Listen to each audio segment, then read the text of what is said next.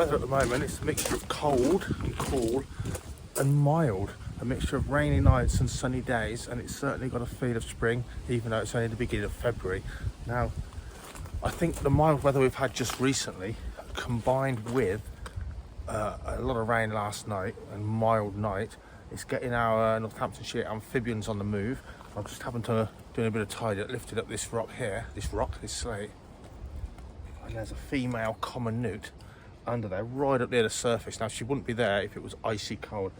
And looking at her position and the way the weather's gone, I think they're going to be moving back into the ponds to breed any time now. So I'm going to turn the camera around and get a little close-up of this beautiful species. And then we're going to clean out one of the ponds here at the Fulcrum Centre that's specifically for newts and other amphibians. Time to clean it out. Now, I'm not going to clean it out as in empty it out, but we're going to get a lot of the leaves and that have fell in over autumn, ties it up a little bit, because soon it'll be full of stuff breeding and it'll be too late. I'll have missed that opportunity.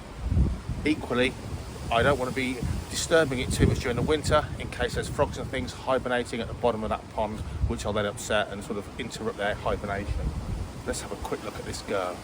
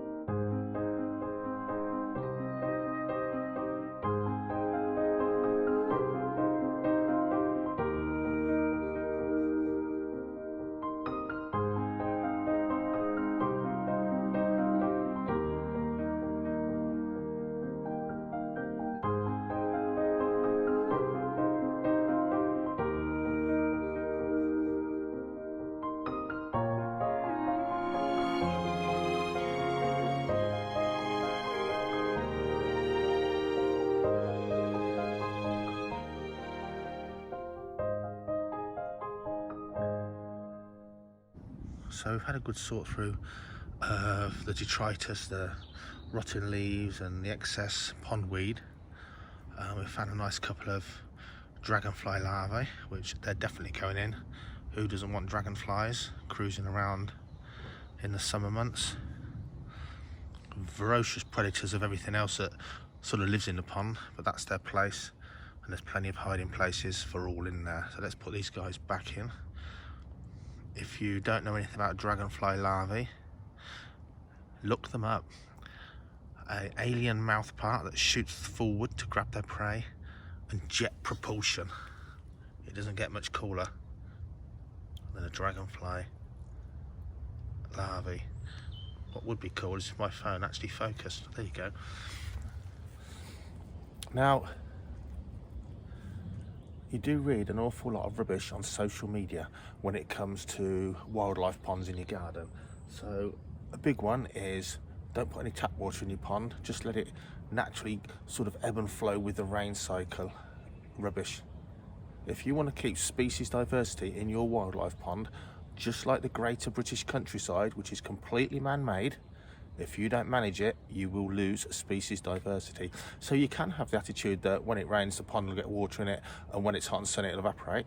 That's fine. When you get a drought summer, your pond will completely evaporate, and a lot of the stuff in there, in fact, most of the stuff in there, is going to perish. Oh, that's natural, you say. It is, but your pond, for most of us, is a puddle. It's not even as big as a small natural pond in nature. And if you want to keep species diversity, manage it. If it starts to drop seriously low, chuck the hose in, let it splash on the surface. Will do I don't care what anyone says about the chlorine and so on and so forth.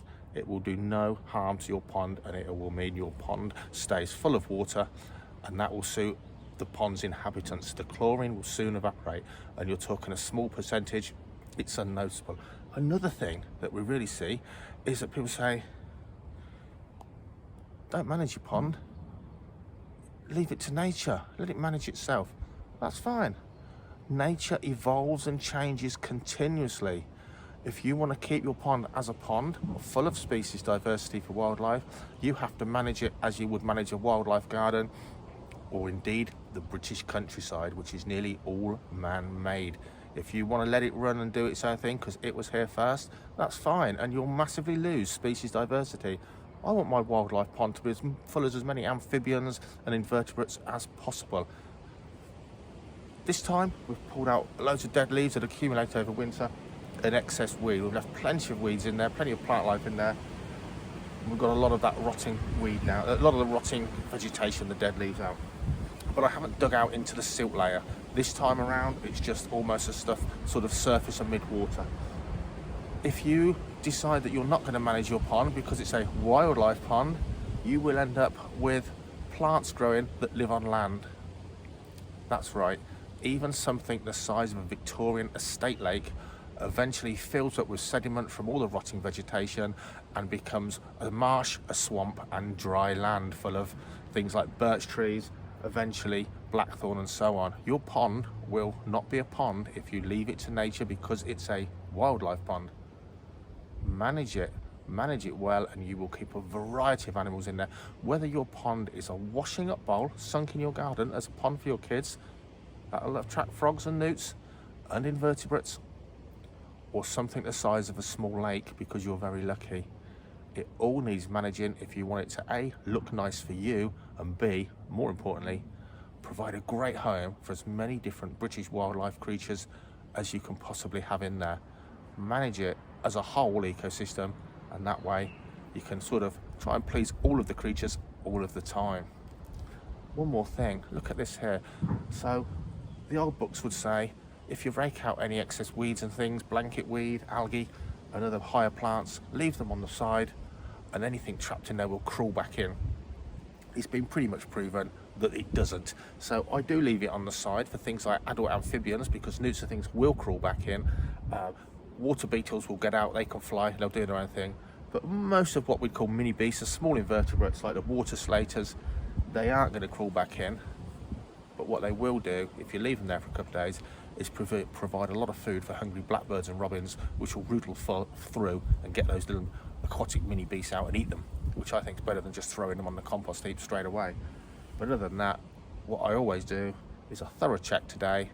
You saw, or you will see, or you have seen the 2 dragonfly larvae, and I'll have another check in a couple of days just to make sure.